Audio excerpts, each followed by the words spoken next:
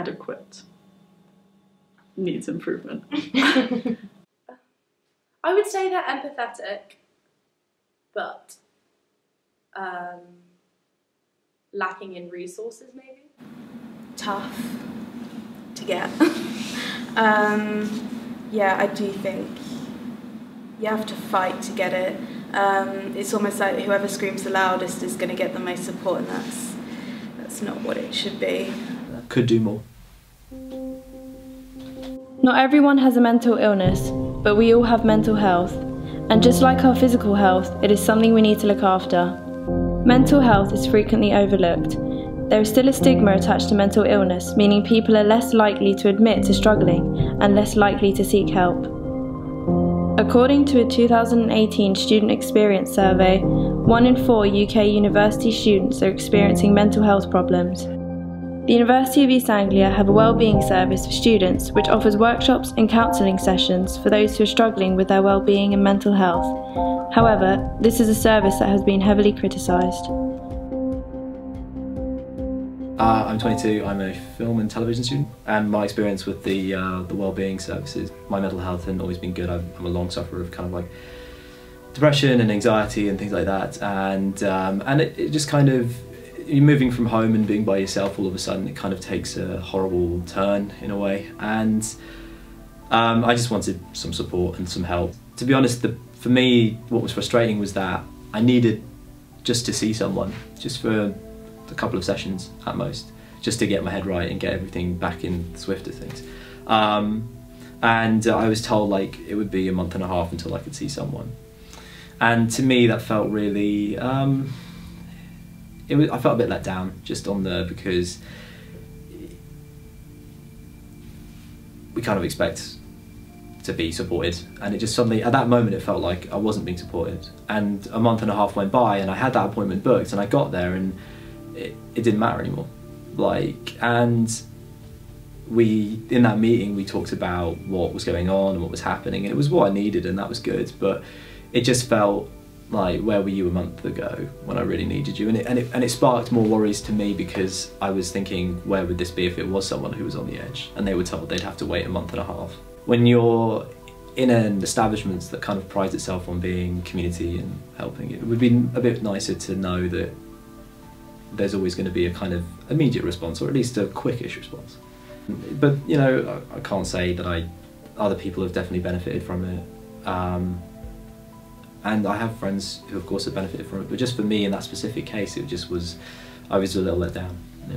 I'm a third year English literature student, and I first went to student support in first year. When I went, I think I went quite early on in the term, so they saw me quite quickly. They referred me to a counsellor, and I saw them over in Suffolk Terrace for a 6-week course of counselling. And halfway through I realised that she was actually making me feel worse than I was before I did the course, because she was just making me bring up a lot of stuff from my past that I didn't want to bring up, and rather than giving me solutions or helping me move forward, I was just kind of dwelling on like the negative. So I went to student support and told them that I didn't think it was right, and if they could give me some other form of help, and they basically said that I would have to go on an 8-month waiting list for CBT, and if I didn't do that, then I could do other things like mindfulness courses in like groups, or other group activities. So I didn't really want to do anything where I'd have to like talk about my feelings, because I wasn't really into that. So I did the mindfulness thing, and that was actually really good. And I still practice mindfulness. But in terms of the actual counselling, I think what they offered me was inadequate, and they never actually told me what kind of counselling it was, or why I had it, or anything about maybe what was maybe wrong with me, or what needed to be improved on. Because they didn't give me any of that information, there was nowhere I could go either after. So I was kind of stuck in a bit of a rut. It was in my foundation year that I went to student support, because student finance said I could have a mentor, which is similar to counselling, and for the first 2 years that was fine. After my foundation year, my mentor actually left to go back to Ireland, so I got someone else, and that was all fine, and she's still my mentor till today, so she's really lovely. But in my second year of my actual degree, student support had changed its mentoring program, so instead of it going through the university from student finance, it went through a different company called Randstad, and because there were so many students from loads of different universities all getting transferred and it was so disorganised, there was about an 8-week period where I was going from one mentoring meeting a week to none whatsoever, and I tried to go to student support to see if I could get any other type of support during those 8 weeks. They said no, there's like at least a 6-week waiting period to see if you even qualify. It was awful. I had to really fight to get my mentor back and to get taken seriously because they had changed all the extension criteria as well, so it was just everything had changed and I was given no help. So up until this point it was like going really well, and then just... I'm a third-year student at UEA, and my experiences with student service really came about this year in September. In August I self-referred myself, and they emailed me back saying we have a huge waiting list, we don't know when we're going to get you in. And they finally got back to me about appointment in October, mid-October. And then when I attended that one, they told me, okay, so we think we're going to refer you to CBT, but that's also a huge waiting list. And the first available appointment we have is early January. So I took that because I didn't really have much option for anything else. And I attended the early January session of therapy, which was really just an assessment. Nothing was really addressed, which I'm not surprised, but it's the fact that half the year's gone and nothing has really been, I haven't really learned anything new. I'm in the same position I was back in August. And at this time, about half a month after that appointment, they still haven't gotten into contact with me. This isn't like before where I knew it was several months away, but it was booked. I have literally no idea when I can see them again. So for now, all I'm doing is I'm being passed around to different people saying, yeah, we think CBT will help, but we just can't get you in for that.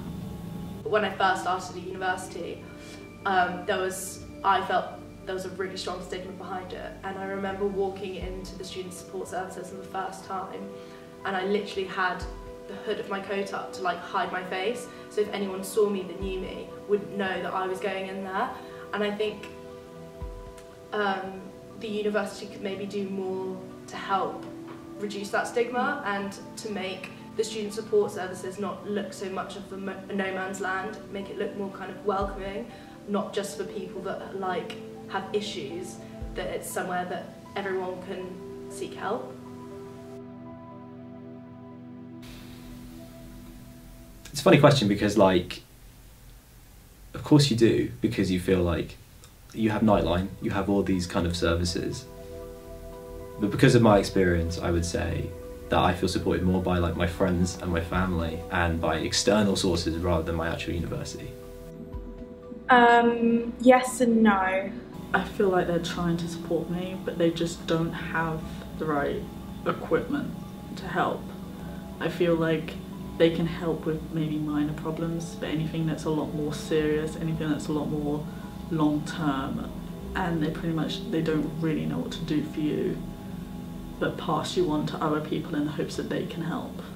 Just having someone to talk to about what I'm going through and stuff really is helpful, so it's sort of a weird sort of priority list I think they have. I don't think every student is treated equally or as they should be.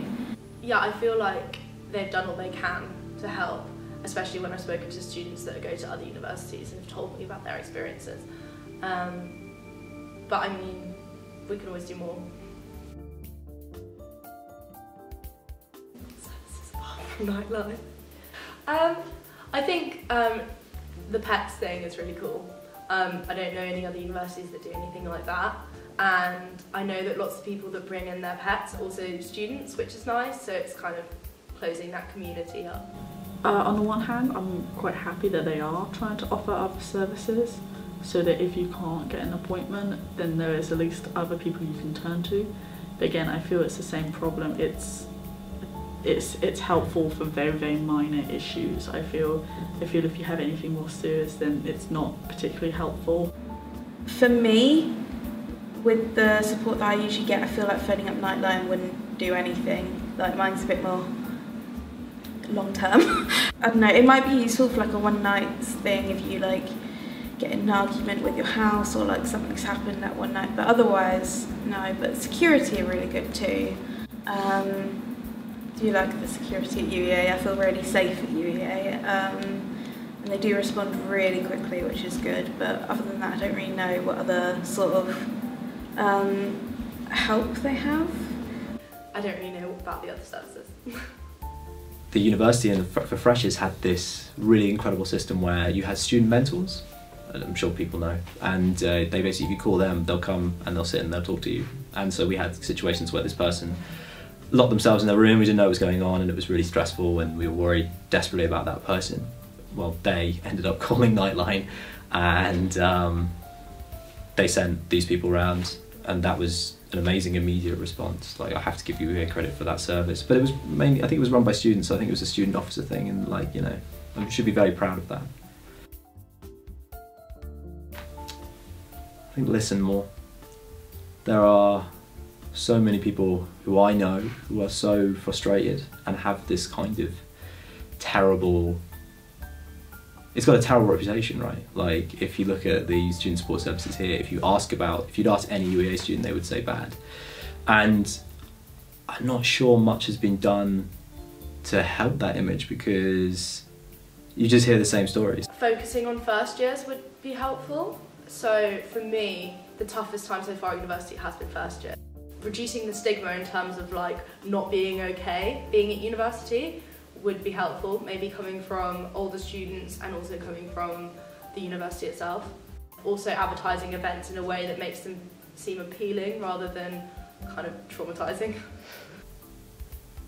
The university should try and engage more to get students to help other students, because university can be quite an isolating experience for some people, and that can really spark anxiety. I know people who have really struggled with being isolated and finally then merge into a friendship group or something and they feel supported, and if the UEA could do more to set things up like that, that would be amazing.